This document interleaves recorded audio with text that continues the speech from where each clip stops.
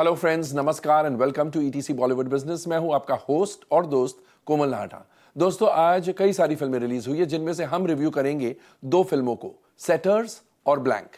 तो आइए शुरू करते हैं with a review of setters.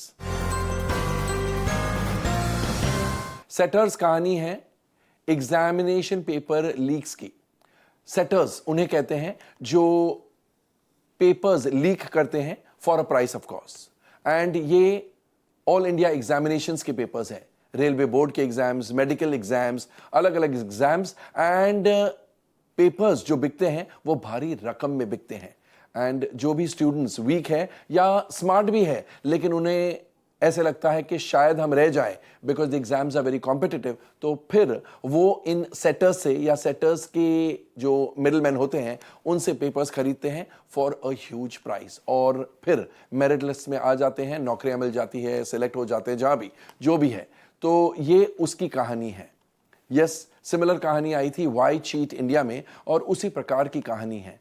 तो इस कहानी में भैया जी यानी पवन मल्होत्रा वो किंगपिन है सेटर्स के, यानी वो एक धंधा चलाते हैं पेपर्स लीक करने का, और उनके लिए काम कर रहे हैं अपूर्व यानी श्रेयस तलपड़े और केसरिया यानी पंकज झा। अब रेलवे बोर्ड के पेपर्स लीक हो जाते हैं, पुलिस कुछ नहीं कर पाती है, एंड उसके बाद पुलिस काम पर लग जाती है। लेकिन ये जो सेटर्स इनका गिरोह है ये इतना बड़ा है और इतना फैला हुआ है, ऑल इंडिया में फैला हुआ है कि ये पुलिस के लिए भारी पड़ते हैं। और भैया जी, अपूर्व और केसरिया के अलावा इस गिरोह में शामिल है निजाम दैट इज विजय राज, बालम दैट इज मनुऋषि चड्ढा, भानु यानी नीरज सूद, एंड और भी कई लोग हैं।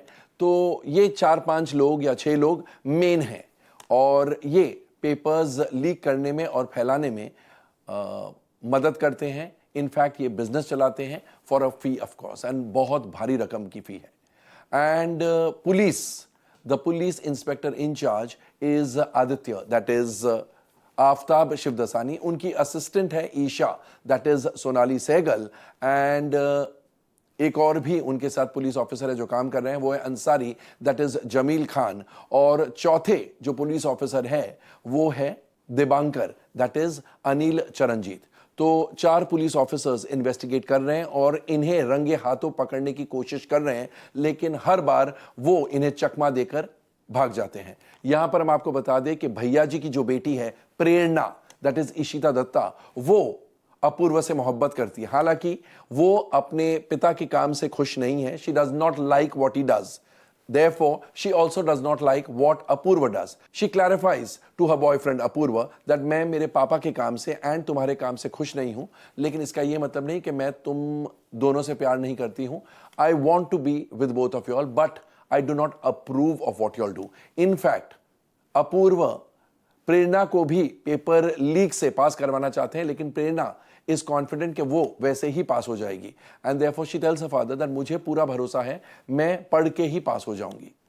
खैर, ये नेक्सस कितना डीप है ये बताने की कोशिश की गई है, यहां तक कि बड़े पुलिस ऑफिसर के बच्चे भी इन सेटर्स के साथ टाई अप करके पास होते हैं, तो ये बताने की कोशिश की गई है। तो क्या ये police officers under the leadership of Aditya that is Aftab Shivdasani वो इन सेटर्स को नैप कर पाते हैं या नहीं पाते हैं, वो दिखाया गया है। बीच में क्या हो जाता है, इन दोनों में अनबन हो जाती है। किन में? भैया जी और अपूर्व में। और ऐसे में ही भैया जी की बेटी जो प्रेरणा है वो अपूर्व के साथ हो जाती है। So that tension is separate, and plus the tension के मेरा ही शागिर्द, मेरा ही ट्रेन किया हुआ बंदा अब मेरे ही कंपटीशन में खड़ा हो गया है। बिकॉज भैया जी कहते हैं, भैया जी अपूर्व के कहते हैं कि अब केसरिया ये बिजनेस संभालेगा, लेकिन अपूर्व को मंजूर नहीं है। Apoorva starts his own business of setters या सेटिंग वाला बिजनेस। तो अब Kesariya is working for Bhaiya ji, Apoorva is now working independently. खैर, जो भी है, ये सेटर्स को पुलिस पकड़ पाती है या नहीं पाती है ये आपको क्लाइमैक्स में दिखाया गया है। तो सारांश में ये कहानी है। आइए सबसे पहले डाइसेक्ट करते हैं, एनालाइज करते हैं इस फिल्म की कहानी को, पटकथा को और संवादों को।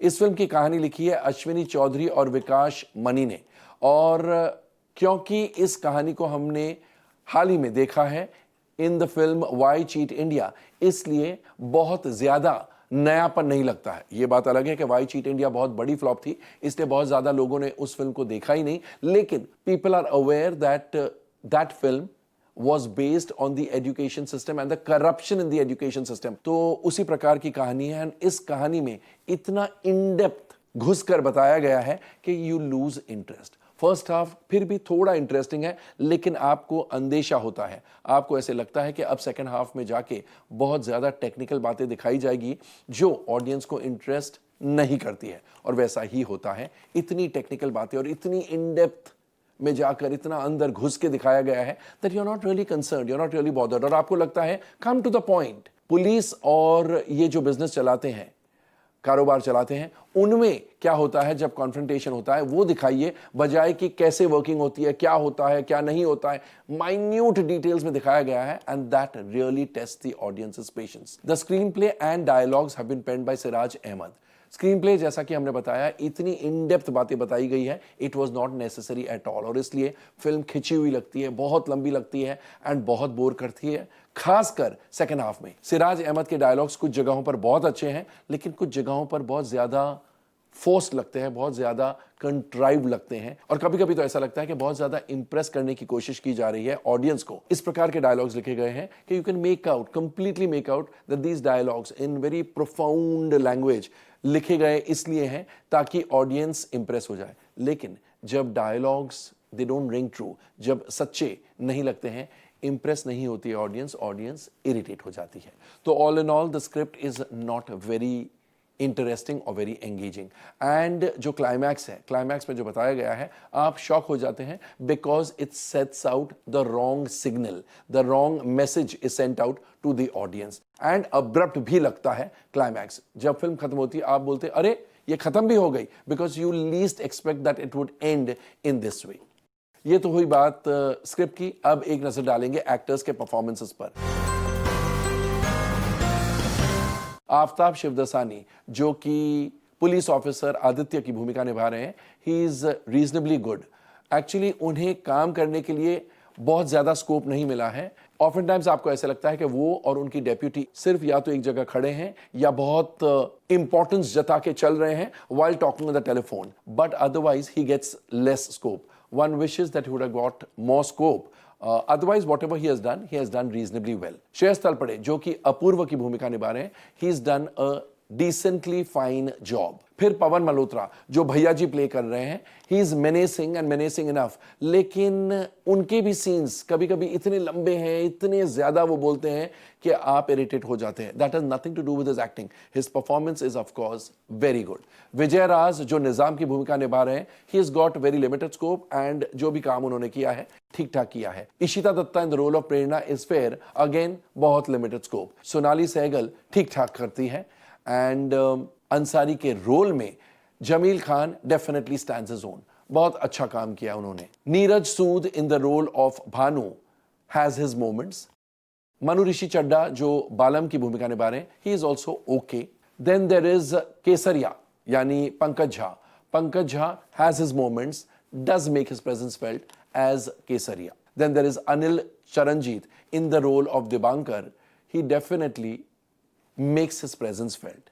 इन एक्टर्स के अलावा there are Paritosh Sand, Zeeshan Quadri, Badrul Islam, Venus Singh, Siddharth Bhardwaj and Atul Tiwari who have lent decent support. और भी बहुत सारे एक्टर्स हैं जिन्होंने अपना अपना काम ठीक अंदाज में किया है। तो ये तो ही बात एक्टर्स के परफॉर्मेंसेस की। अब एक नजर डालेंगे डायरेक्शन यानी निर्देशन और अन्य टेक्निकल एस्पेक्ट्स पर। इस फिल्म के निर्देशक अश्विनी चौधरी हैं, एंड हालांकि उनका निर्देशन ठीक है, लेकिन वो इस फिल्म को इस प्रकार की नहीं बना पाए हैं कि ऑडियंस का इंटरेस्ट बना रहे। फर्स्ट हाफ में फिर भी वो कंट्रोल में लगते हैं, लेकिन सेकेंड हाफ में फिल्म बिखर जाती है, इतनी बिखर जाती है कि आपको लगता है ये किस दिशा में जा रही है, and therefore his direction is found lacking, specially in the second half after interval that is. Film में संगीत सलीम सुलेमान का है, एंड वो ठीक ठाक है, nothing to shout about. Lyrics are just about okay, and background music by John Stewart Eduri is definitely good. cinematography by Santosh Thundiyal is probably the best thing in the film because film जिस प्रकार से shoot की गई है मजा आता है देखने में। फिल्म वाराणसी, दिल्ली, अन्य शहरों में शूट हुई है एंड कहना पड़ेगा कि सिनेमाटोग्राफर संतोष थुंडियल का काम बहुत ही बढ़िया है, बेहतरीन काम है। वासिक खान की प्रोडक्शन डिजाइनिंग काफी ठीक है एंड मानिक दावर की editing could have been tighter, could have been crisper. तो all in all Setters is a flop show क्योंकि कहने के लिए कहानी में कुछ नयापन नहीं है। सेकेंड हाफ में बहुत बोरियत महसूस होती है। क्लाइमैक्स में वो एक्सिलरेशन जो ऑडियंस को एक्सपीरियंस करना चाहिए वो नहीं होता है। So therefore Setters will go largely unnoticed. वैसे भी आज सेटर्स की ओपनिंग बेहद कमजोर है। और अब आते हैं ब्लैंक के रिव्यू की तरफ। ब्लैंक कहानी है हनीफ की। हनीफ यानी न्यू हीरो करण कपाड़िया। हनीफ का एक्सीडेंट हो जाता है, उसे अस्पताल रश किया जाता है, लेकिन डॉक्टर्स आश्चर्यचकित रह जाते हैं जब वो देखते हैं कि हनीफ के छाती पर एक टाइम बॉम्ब लगा हुआ है एंड वो उनके दिल से जुड़ा हुआ है। दिल की जो धड़कनें चल रही है उससे बॉम्ब चल रहा है। जब दिल की धड़कन बंद हो जाएगी तो बॉम्ब फट जाएगा। Obviously the doctors are scared, लेकिन डॉक्टर्स कुछ कर पाए उससे पहले हनीफ भाग लेते हैं। तो हनीफ को पकड़ने के लिए जाहिर सी बात है पुलिस को लगता है कि हनीफ एक टेररिस्ट गिरोह के बहुत अहम मेंबर है। उनको पकड़ने के लिए एटीएस चीफ यानी एंटी टेररिस्ट स्क्वाड के चीफ दीवान को लगाया गया है। दीवान प्लेड बाय सनी देओल। अब दीवान साहब के दो अहम असिस्टेंट्स हैं, एक तो है रोहित यानी करणवीर शर्मा और दूसरी है हुस्ना दैट इज इशिता दत्ता। ये तीनों लगे हुए हैं to gather more and more information against Hanif, क्योंकि हनीफ को गिरफ्तार करने के लिए प्रूफ भी चाहिए। जैसे कहानी आगे बढ़ती है आपको रियलाइज होता है कि हनीफ अपनी याददाश्त खो बैठा है, यानी Hanif doesn't know who he is. Hanif को यह नहीं पता कि उनके छाती पर यह टाइम बॉम्ब किसने डाला है, कुछ भी नहीं पता। At least that is what he has the others around him believe. खैर, जैसे कहानी और भी प्रोग्रेस होती है हम देखते हैं कि हनीफ मिलते हैं मकसूद से। मकसूद जो एक टेररिस्ट लीडर है प्लेड बाय जमील खान। अब मकसूद हनीफ को उकसाते हैं कि तुम्हें काम करना है और खत्म करना है, बड़ी होशियारी से काम करना है। और वो काम क्या है? Serial bombing in the city of Mumbai. और ये बॉम्ब एक्सप्लोजन्स ट्रेनों में होंगे। तो अलग अलग आदमियों को नियुक्त किया जाता है to go with bombs, to travel with bombs in the various trains and एक ही समय पर हनीफ उन बॉम्ब्स को एक्टिवेट करेंगे क्योंकि जो उनके छाती पर लगा हुआ है that has the key to all the bombs or would have the key to all the bombs. And obviously जब ATS चीफ दीवान को यह पता चलता है his main aim, his and his team's main aim is to stop these serial bombings, to stop these serial bomb explosions. तो क्या दीवान और उनकी टीम हनीफ के प्लान को, मकसूद के प्लान को रोक पाते हैं या फिर मकसूद और हनीफ दीवान के लिए बहुत ज्यादा होशियार साबित होते हैं? और हनीफ क्या वाकई में मकसूद के लिए काम कर रहा है या फिर और कोई बात है? सारांश में यह कहानी है। आइए सबसे पहले डाइसेक्ट करते हैं, एनालाइज करते हैं इस फिल्म के story, screen play and dialogues को। कहानी और पटकथा यानी स्टोरी एंड स्क्रीन प्ले लिखे हैं प्रणव आदर्श और बेहजाद खंबाटा ने। सबसे पहले स्टोरी की बात करते हैं। स्टोरी में नवीनता ज्यादा नहीं है, लेकिन it has been reasonably well written.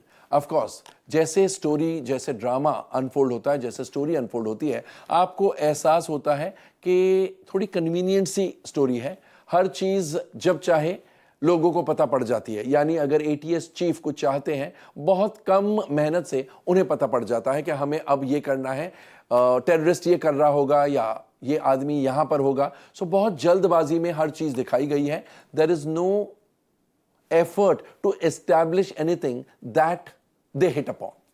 तो कहानी या story is oftentimes one of convenience. The screenplay keeps the audience engaged. At least ये बात है कि प्रणव आदर्श और बेहजाद खंबाटा का स्क्रीन प्ले जो है, it keeps the audience engaged and engrossed, क्योंकि एक तो फास्ट पेस्ड है, सेकेंडली बहुत चीजें होती है, एक के बाद एक, कुछ ना कुछ नया होते जाता है, इसलिए आपको लगता है कि at least the audience is engaged. हाँ, क्लाइमैक्स के पहले एक ऐसी चीज आती है कि आप शॉक हो जाते हैं कि अरे ऐसी बात है, लेकिन अंत में जब कोई बात रिवील होती है आपको लगता है ये तो बेवकूफ बनाने वाली बात है, ऑडियंस को बेवकूफ बनाने वाली बात है, and that doesn't leave a very good taste in the audience's mouth. यानी क्लाइमैक्स में जिस प्रकार का राउंड अप किया है ड्रामा का, that leaves something to be desired because audience feels cheated. क्या होता है, कभी भी कोई भी स्क्रीन प्ले इस प्रकार का लिखा गया है कि केवल और केवल ऑडियंस को गुमराह करना है, तो वो जब अंत में फिल्म कंप्लीट होती है, जब अंत में ड्रामा कंप्लीट होता है, audience doesn't get up with a very good feeling, because ऐसे लगता है कि ये करने की जरूरत नहीं थी, the characters could have gone about in a better way, but they wanted to confuse the audience. केवल ऑडियंस को कंफ्यूज करने के लिए कभी भी कुछ लिखा गया है तो वो बहुत सही नहीं होता, that is not the right way of screen play writing. हाँ, कोई किरदार, फिल्म का कोई किरदार या अन्य किरदारों को भी गुमराह साथ में कर रहे हैं तो फिर बात अलग है। This was only to confuse the audience, because अगर जिस किरदार को गुमराह करने की कोशिश की गई है, अगर उन्हें गुमराह नहीं किया जाता तो भी कहानी उसी तरह आगे बढ़ती। Anyway, the story and screenplay at least keep the audience engaged. जहां तक डायलॉग्स का सवाल है, they have been penned by Pranav Adarsh and Radhika Anand and they are just about okay, nothing sensational, nothing very dramatic. ये तो ही बात स्क्रिप्ट की। अब एक नजर डालेंगे एक्टर्स के परफॉर्मेंसेस पर। सनी देओल जो कि एटीएस चीफ दीवान की भूमिका निभा रहे हैं, इन एक्शन सीन्स वो बिल्कुल सही लगते हैं, बिकॉज एक्शन में बहुत मजा आता है ऑडियंस को, लेकिन जहां तक एक्टिंग का स्कोप है उन्हें वैसे भी लिमिटेड स्कोप दिया गया है, plus he is just fairly good in the acting part performance wise. कुछ सीन्स में, एक या दो सीन्स है जहां पर उन्हें बहुत यंग दिखाने की कोशिश की गई है, एंड कंप्यूटर ग्राफिक्स कुछ ऐसे किए गए हैं, कुछ इस प्रकार के हैं कि he looks awkward, so those computer graphics have failed quite badly. And Karan Kapadia जो डेब्यू कर रहे हैं इस फिल्म में in the role of Hanif, he makes a fair debut. बहुत अच्छी एक्टिंग नहीं कह सकते हैं, he needs to improve and he needs to work on his dialogue delivery and voice modulation specially. उनकी आवाज बहुत ज्यादा अच्छी नहीं है, so he would have to work hard, but otherwise he makes a decent debut, fairly good debut, nothing sensational but not bad either. Ishita Dutta जो कि हुस्ना की भूमिका निभा रही है, she has done a fairly good job. Karanvir Sharma जो रोहित की भूमिका निभा रहे हैं, he has got good screen presence, he looks handsome and acts well. Jameel Khan जो टेररिस्ट लीडर मकसूद बने हैं, बहुत अच्छा काम किया है और उनके काम में ठहराव नजर आता है। ज़ैनब की भूमिका में रशिका प्रधान lends decent support. Then there is Komal Chhabria who plays DGP Aruna Gupta, and there is Boloram Das who plays Farooq Ali Khan. Both of them have lent quite good support. Of course, इनके अलावा बहुत सारे और भी actors हैं जिन्होंने अपना अपना काम सही अंदाज में किया है। तो ये तो ही बात एक्टर्स के परफॉर्मेंसेस की। आइए अब एक नजर डालते हैं निर्देशन और अन्य टेक्निकल एस्पेक्ट्स पर। ये फिल्म बेहजाद खंबाटा के निर्देशन में बनी है, who is a first time director.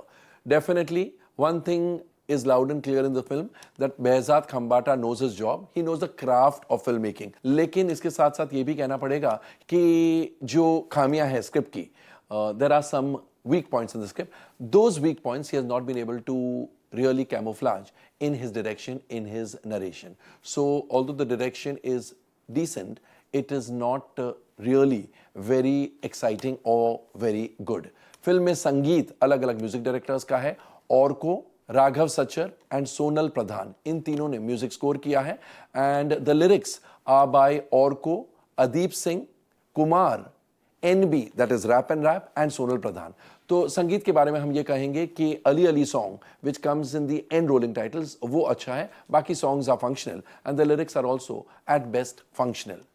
Choreography by Ranju Varghese is decent, and the background score by Rushin Dalal and Kehzad Gherda is all right. It could have been better, but it is not of the type that you would complain and say, "अरे इस प्रकार का background music कैसे?" So it's decent, it's okay. Cinematography by R.D. is fairly nice, and action scenes have been choreographed by Vikram Dahiya, and they are exciting. Front benchers को and masses को इस प्रकार का एक्शन मजेदार लगेगा. Production designing by Rajinder Sharma and Vijay Ghodke is all right, and editing by Sanjay Sharma and Sumit Kotian could have been crisper, could have been tighter.